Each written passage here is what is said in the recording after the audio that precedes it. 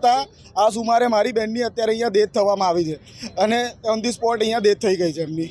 3 કલાકથી વધુ સમય અહીંયા 3 કલાકથી વધુ સમય થઈ ગયો છે ને હજુ સુધી કોઈ કાર્યવાહી કરવામાં આવી નથી અને અહીંયા ડેડ બોડી એવી એવી હાલતમાં પડેલી છે। અહીંયા પંચનામું કરી રહ્યા છે, એના કરતાં ત્યાં લઈ ગયા હોય તો મારું પ્રોસેસ પૂરી જલ્દી થાય અને અહીંયા મૂકી રાખી છે ડેડ બોડી 3 કલાકથી આવીને આવી સિચ્યુએશનમાં અહીંયા માખો બમડે છે, અહીંયા બ્લડ પડી રહ્યું છે।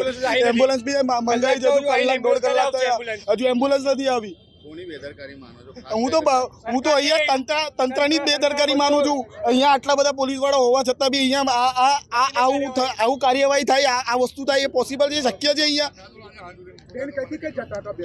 બેન એમના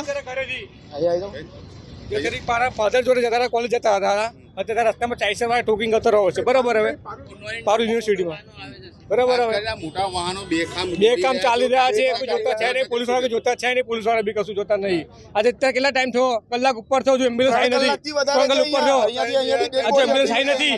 શું કામની સરકાર? શું કરવું જોઈએ? ટ્રાફિક શાખાને કરવાને કશું છે નહીં, કશું કરી કોણ નહીં, એ કઈ બોલી મતલબ નહીં બોલીને કશું।